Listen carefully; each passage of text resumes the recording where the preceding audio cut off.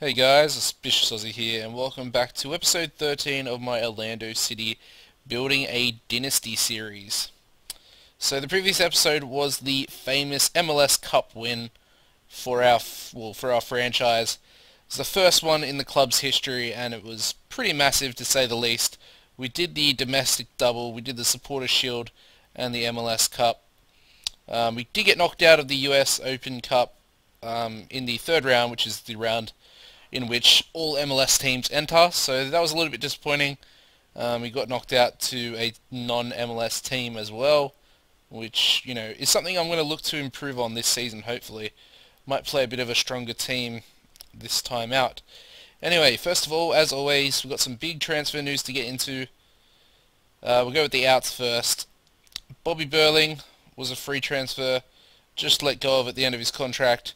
Nick Spielberg, again, same sort of deal. Let go of him. Never really played for the club. Never, was never really good enough.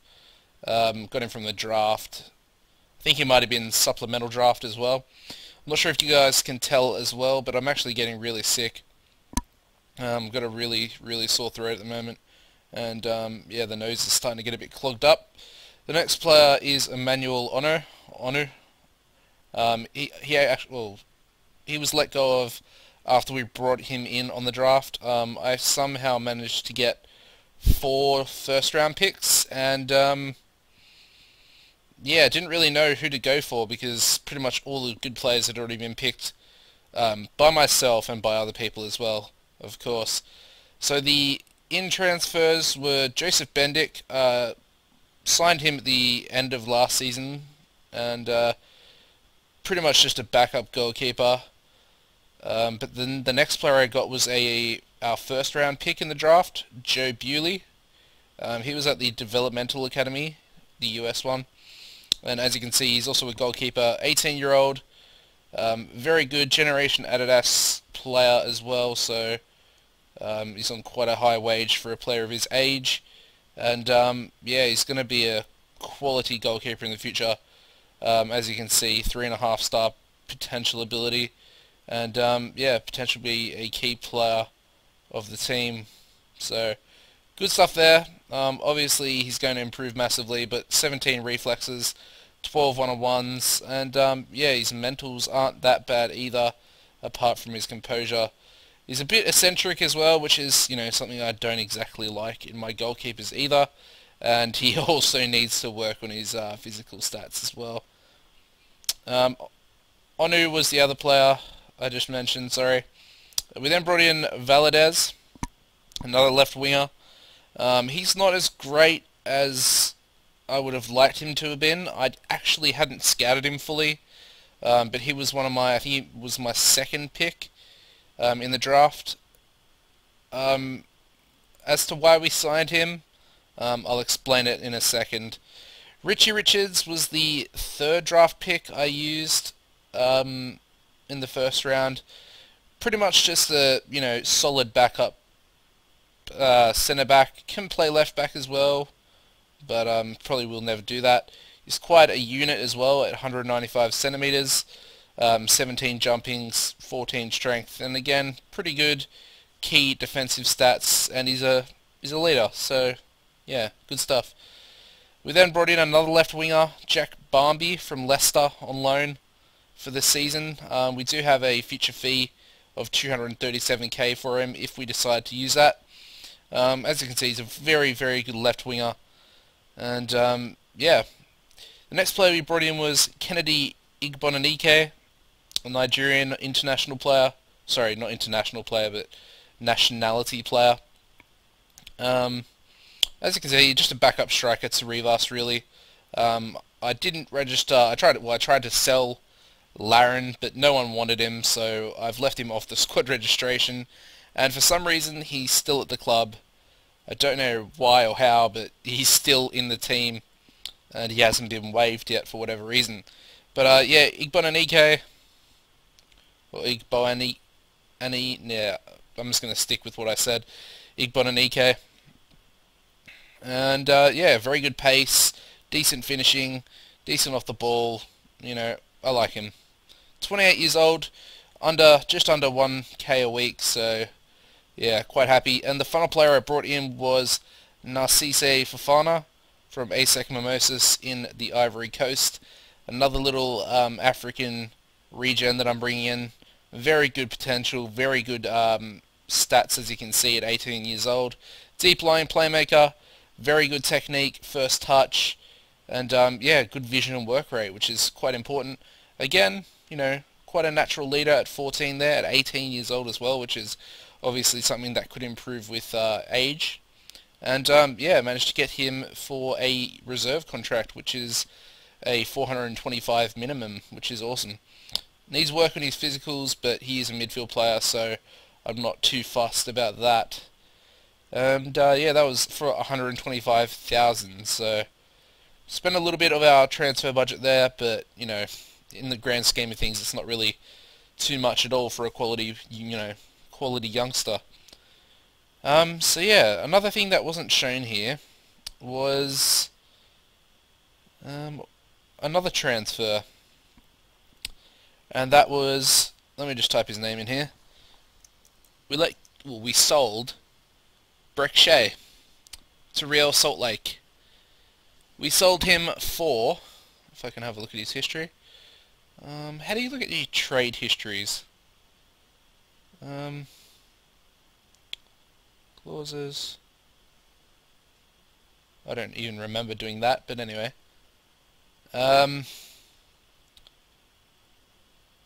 All trades. So yeah, here we go. Breck Shea and Connor Donovan, the player I was trying to get rid of pretty much for the whole of last season, to Real Salt Lake for for Houston's first pick in the Super Draft at the end of this season, and an international slot permanent, which basically means they gave us one of their international player spots in the league rules, basically. So I think we went from 8 internationals to 9 now, so we can have 9 international players playing for our club, which is, it's pretty massive because we actually have 9, and it fits quite perfectly. Obviously, we let go of Breck Shea, but the way that I worked it out was he's had so many injuries. Like, he's been out for something like, I think it was 24 weeks all up. Obviously, barring, since we've been in the MLS for 2 seasons, he's been out for 20, I think it was 24 or 23 weeks or something like that. And if you think about it, a year has 52 weeks in it, so that's 2 years, 104 weeks. Then you got to minus about a third of that because that's non-playing time in the off season. He's been out for nearly half, around half, maybe a quarter or a third, depending on how you look at it. And that's just not really good enough. And that offer's too good to refuse in my eyes. Also got rid of Connor Donovan, which I thought was, brilliant piece of business. Anyway, so that's that. That's the transfers. Let's get into the pre-season friendlies. Pretty much just played all, non-MLS teams just to, I don't know, we were undefeated anyway, regardless. And another thing to mention, we moved into the Orlando City Stadium, and that's pretty much completely fucked us up. Let's just say that. We sold 17,300 season tickets. The capacity, as I've mentioned in previous episodes, is 19,500. And our figure was down from 38,500 season tickets from the year previous. So we've just come off, probably the biggest result, any new franchise team's ever done in winning the Supporter Shield and the MLS Cup, to move into this shitbox. Well, it's probably not a shitbox, it's probably nice, but it's just got no capacity. It's just ridiculous. And as soon as we moved in, I asked the board if we could get an expansion, and they rejected it straight away, saying that they don't know if we will be able to sell out the games. And I just thought that was so ridiculous that the game would, not realise past attendances and stuff. Anyway, yeah, the game. Carlos Rivas with a brace. Just pretty much the first game of the season. You know how it is, just trying to build up the fitness among the players. The next game was against the Lauderdale Strikers, and it was just a boring 0-0 draw. We then battered, no pun intended, Charleston Battery 5-0. Jack Barmby with a brace. I think it was his first game or first start or something like that. Pretty impressive. 9.4, 2 goals. Kaka also got on the score sheet. Rivas and Calaba as well. Jacksonville Armada was a 3-1 victory. Chacon, Ayala and Calaba on the score sheet. We then versed one of our rivals, the Tampa Bay Rowdies. 3-1 victory again. Ruse an own goal. Chacon and Igbonanike getting his first goal. And the Ocala Stampede and Igbonanike got the only goal in a 1-0 victory there. So basically, pretty good preseason, all in all. And yeah, before we get into the game, well, we may as well get into the squad, and I'll show you exactly what I was about to talk about. But we are versing Montreal Impact in the first MLS game of the season. Obviously, it's an away game as well, which is going to be a little bit difficult going into Canada, into the French-Canadian speaking area of Montreal. But yeah, Kaka, he's picked up another injury. You know, what's new, I suppose. As you can see, sorry, his stats are just being shot to hell. But yeah, he basically picked up a... Where will I see it? Injuries?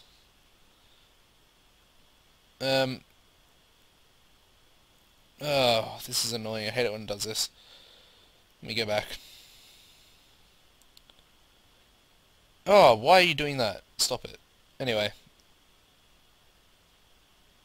Yeah, as you can see, he's currently out for specialist treatment for a broken foot, and he's out for 4 months, basically. It was 5 months, because he got injured about a month ago, or about 3 weeks or so ago. So yeah, he's out, still taking up his nice 84k a week in wages, which we definitely need to get rid of, and his contract runs out at the end of the season, so yeah, he'll be going bye-bye. I'm going to use him to try and tutor the new boy, perhaps. What's his... yeah, maybe not. I was going to get him to tutor Fofana, but Fofana's got better determination. No, he doesn't. Okay. We'll get him to tutor Fofana for sure then. Might get him to tutor Ayala as well later on in the season. If you can do that, I'm not sure. Valadez might be another one he can... oh no, never mind. Anyway, getting off topic here. Today's starting lineup will be Martinez in goals. Alston at right back, Redding and Apara as centre backs. The young wonder kid Diallo in left back. We got Alexander and Saavedra in the centre of our midfield with Calaba in front of them as our advanced playmaker AMC. We got Barmby, debuting on the left wing, Chacon on the right wing, Simpson just coming back from a little injury he got, during pre-season, which is disappointing because I would have loved to have started him straight away. And we got Rivas, as always, up front, who's had a pretty good pre-season. We got Bewley, Richards, Ramos, Fofana, Ayala, Valadez, and Igbonanike on the bench. And let's do this. Got to give out a whole shitload of squad numbers there.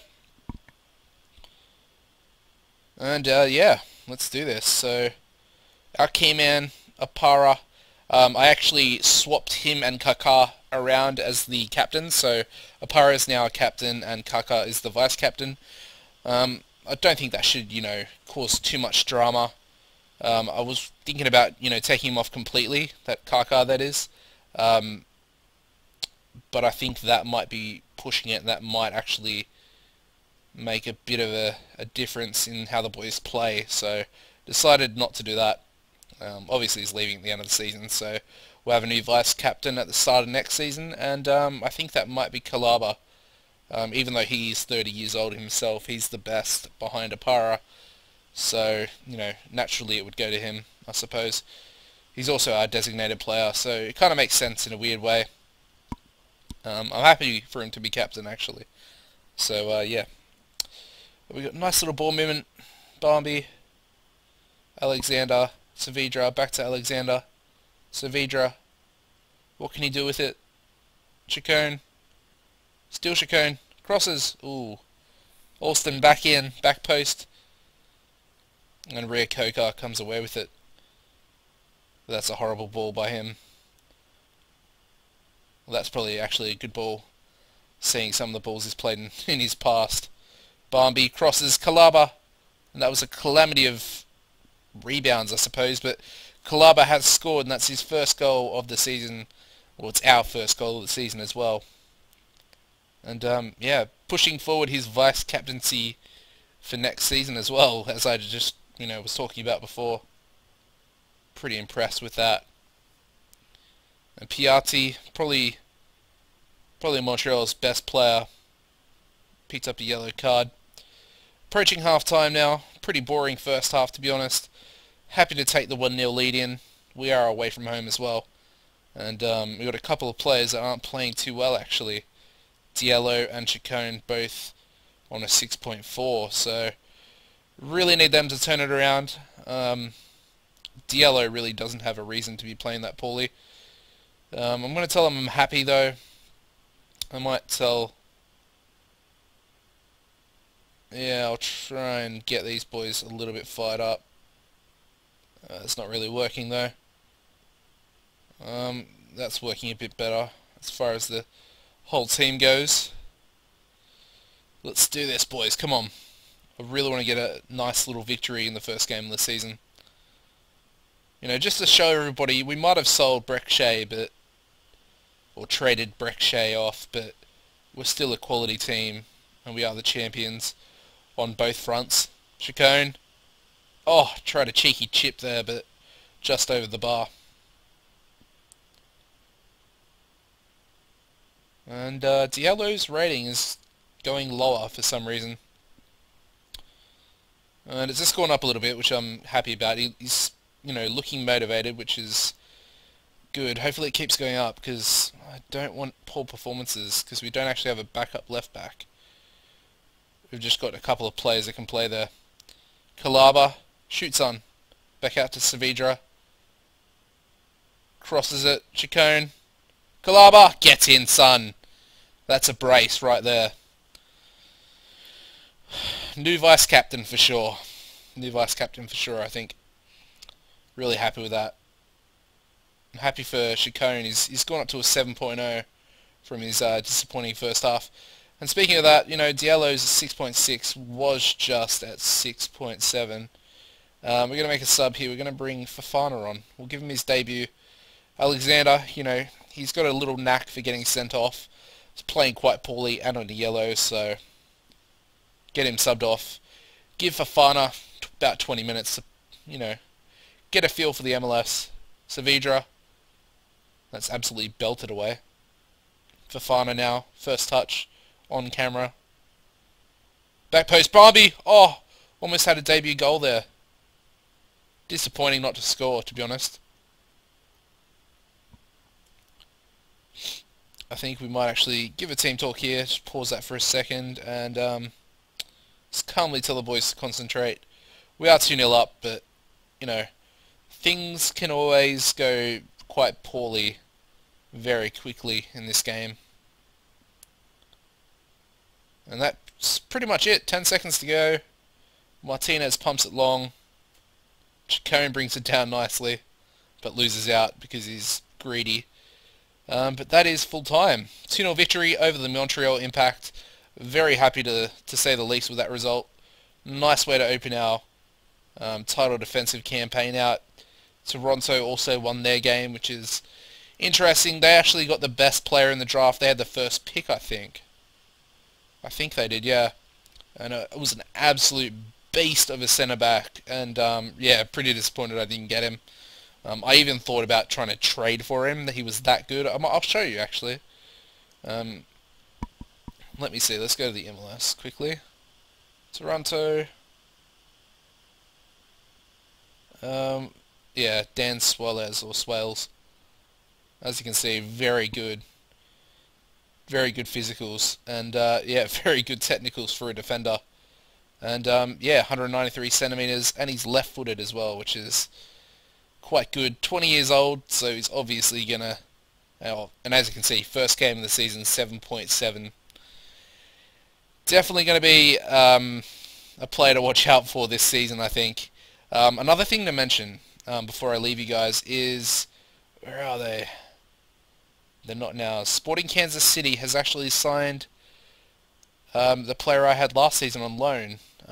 What's his name? Oh, Joe Anderson, right there in front of my eyes. Joe Anderson, the left back from last season that I had on loan. Yeah, they signed him on loan from Basel once again. I tried to hijack it, but it didn't really work. I didn't actually put an offer in for loan. I just put an offer in to transfer, and they didn't really want to sell him, so he went on loan to them, which is disappointing because he's really good quality. But anyway, guys, that's going to end the episode there. Let me just go into here, and we'll just have a little look at the next game that I will live com. I'm not too sure, to be honest. Yeah, I guess I'll just join you guys back for the next episode. Once I play, a decent amount of games. We'll see who we get in the US Cup. That obviously might change things. If you get an MLS team in the US Cup, I'll probably live com that. But if not, I won't, and it'll be against someone that I think is worthy. So yeah, thanks for watching, guys. Drop a like, that'd be amazing, and I'll see you in the next episode. Goodbye.